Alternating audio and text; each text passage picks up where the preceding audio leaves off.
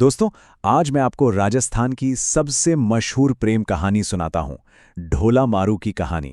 ये एक ऐसी गाथा है जो सदियों से वहां के रेत के टीलों और आलीशान महलों में गूंज रही है। मतलब ये कहानी कोई पुरानी भूली बिसरी बात नहीं है। ये आज भी वहां की धड़कनों में जिंदा है। आप सोचिए, राजस्थान में आज भी अगर कोई खूबसूरत जोड़ा दिख जाए ना, तो लोग सीधा यही कहते हैं, अरे वाह, क्या ढोला मारू की जोड़ी है। कमाल की बात तो यह है कि ढोला शब्द का मतलब ही प्रेमी या पति बन गया है। ऐसा असर है इस कहानी का। यूँ समझिए कि जो जगह पंजाब के मैदानों में हीर रांझा की है, ठीक वही जगह राजस्थान के मरुस्थल में ढोला मारू की है। ये सिर्फ एक कहानी नहीं है, ये वहाँ की संस्कृति का, वहाँ के लोगों के दिल का एक अटूट हिस्सा है। तो चलिए कहानी के उस दौर में चलते हैं जहां बचपन में वचन तो दिए गए, पर वक्त की धूल में वो वादे कहीं खो गए। बात है लगभग 8वीं सदी की। तो कहानी के हीरो हैं नरवर के राजा नल के बेटे ढोला। वैसे तो उनका असली नाम था साल्ह कुमार, पर कहते हैं कि बचपन में वो इतने गोल मटोल थे कि उनकी माँ उन्हें प्यार से ढोला बुलाती थी।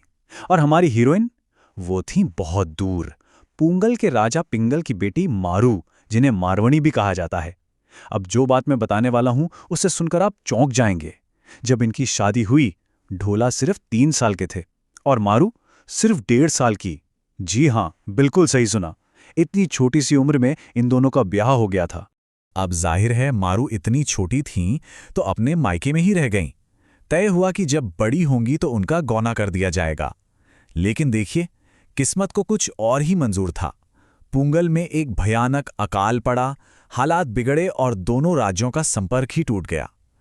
समय बीतता गया, ढोला बड़े होकर एक जवान राजकुमार बने और उनकी शादी मालवणी नाम की दूसरी राजकुमारी से हो गई। और वो अपने बचपन के उस विवाह को लगभग भूल ही चुके थे। और उधर पुंगल में क्या हो रहा था? मारू विरह की आग में जल रही थीं। वो बड़ी होके एक अद्भुत सुंदरी बनी और हर पल उस पति का इंतजार करती रहीं जिसे उन्होंने ठीक से कभी देखा तक नहीं था। उनके माता पिता ने ढोला को बुलाने के लिए कई संदेशवाहक भेजे, लेकिन एक बड़ी अजीब बात हुई, उनमें से कोई भी कभी वापस नहीं लौटा। अब यहां एक कड़वा सच सामने आता है। ढोला की दूसरी पत्नी मालवणी को यह बात पता चल चुकी थी कि ढोला की पहली पत्नी मारू बेहद खूबसूरत है। उसके मन में ईर्ष्या की आग भड़क उठी। उसे हर पल ये डर सताता कि अगर ढोला को मारू याद आ गए तो वो उसे छोड़ देगा। और इसी डर और जलन में उसने एक भयानक काम किया।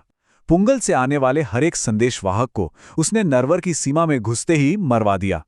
सोचिए, एक भी खबर, एक भी पैगाम ढोला तक पहुंच ही नहीं पाया। और उधर मारू बेखबर विरह में जल रही थी, ये सोचकर कि ढोला ने उसे भुला दिया है। तो अब सवाल ये था कि जब सारे रास्ते बंद हों तो मारू का संदेश ढोला तक आखिर पहुंचेगा कैसे? इस सवाल का जवाब छिपा था एक बरसाती रात के जादू में। और उस जादू को चलाने वाला था एक संगीतकार। बेटी की ये हालत देखकर राजा पिंगल ने इस बार कोई साधारण दूत नहीं, बल्कि एक बहुत ही होशियार लोक गायक, एक ढोड़ी को चुना।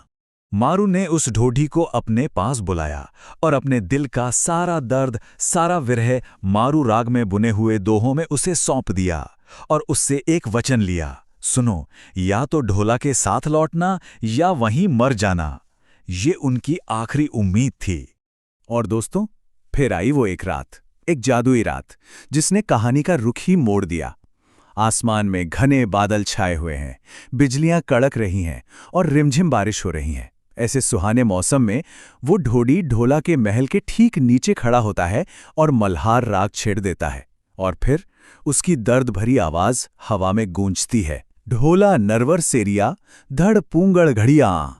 इसका मतलब था ढोला तो नरवर में सो रहा है और उसकी पत्नी पुंगल में तड़प रही है। ये गीत सीधे ढोला के दिल में तीर की तरह लगा। कहते हैं वो फन उठाए नाक की तरह झूम उठा। जैसे ही उसने गीत में पुंगल और मारू का नाम सुना, वो चौंक गया। सालों से भूली हुई बचपन की वो शादी अचानक उसे याद आ गई। ढोला ने फौरन उस ढोढ़ी को बुलवाया और सारी बात पूछी। ढोढ़ी ने मारू का पूरा संदेश सुनाया और फिर उसकी खूबसूरती का ऐसा वर्णन किया कि ढोला बेचैन हो उठा।